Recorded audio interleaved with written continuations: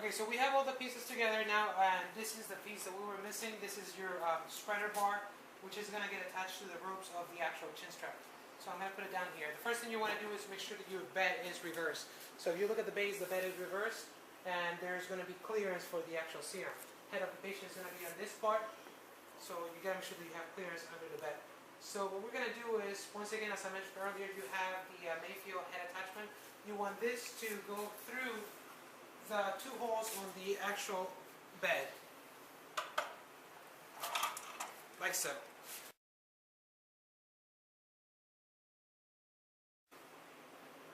The second thing that you're going to do is you're going to lower this part. You have two knobs here. Just loosen them a little bit, and normally the surgeon will reattach this, and this is going to bump the back of the neck. Once again, our patient is going to be laying supine, so face up. And like I told you earlier, this piece here looks a little gross because of the DuraPrep. What we do is you can grab some of the sponges from the anesthesia cart, and what you will have to do, well, obviously before you start putting all this together, is put two pieces of these and just tape it with some silk tape so that it doesn't look as messy. Tape it around with silk tape, and eventually it will be there. This, where the head will rest, has a knob on the front. You have to unscrew this to loosen this up, and what we will do is we will grab a chuck and then just put it over and then just wrap this like a gift.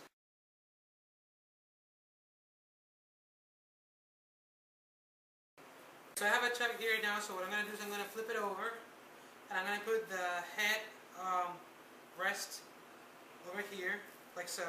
And then what I'm going to do is I'm just going to fold here, and fold here, and I'm just going to sort of wrap it around.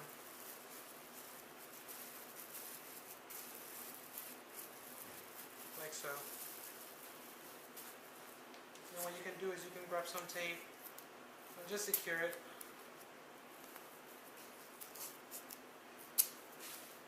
So that it won't come loose. Then you have it here. What you do now is you place it back on the caspar, and this is where your head is going to rest. The second thing that you have to do is have the 10 pounds available by the anesthesia cart, because normally they will have to put it there.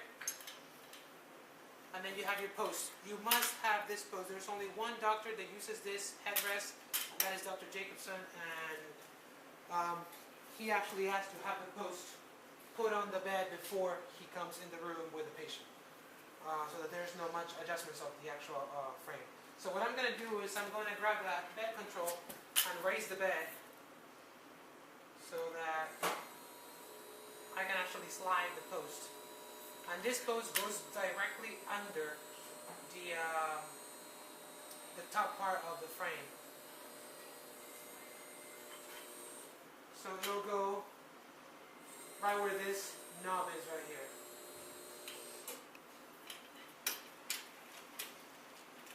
So make sure that it goes all the way towards the knob to secure it. There's another knob here, and that will simply give you more length on this. So this knob can stay loose, because if you're going to lower the bed, that's going to allow you to do so. So that bottom knob is loose, so what I'm going to do now is lower the bed carefully. That's about it. I don't want it to touch the floor too much.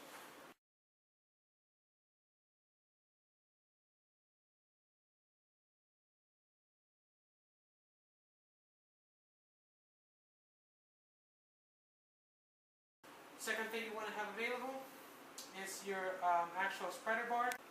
So pretty much what we have here is we have a rope, and this rope is going to go through this pulley.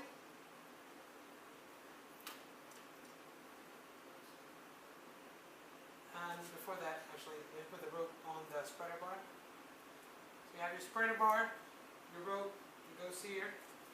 And let's say the patient's head is going to be here in the head, and what's going to happen is these ropes are going to get attached to this.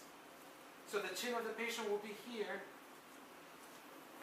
and then what you will do is, once the position is achieved by the doctor, they will put the 10 pounds and distract the intervertebral space of the neck. Going back to the post, once they have achieved the height of the bed where they're going to be working, they will finalize it and tighten this knob here so that this doesn't change. In case they need to raise the bed or so, the doctor will be aware of that, so they will ask for the knob on the bottom to be loosened so that they can adjust the height of the bed.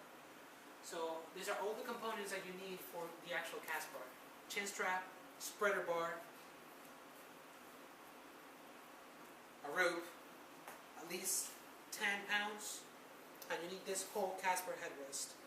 Pad the headrest and also pad the neck bump because it's a little bit old. You need your Mayfield head attachment, which is like attached to the two holes of the bed, and you have to have this post. Normally this whole caspar headrest lives on this metal cart, and to take it out, what we have to do is just raise the bed again to free the post.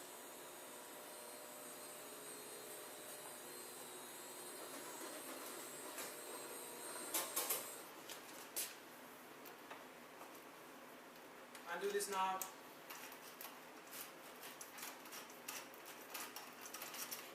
Slowly pull this out.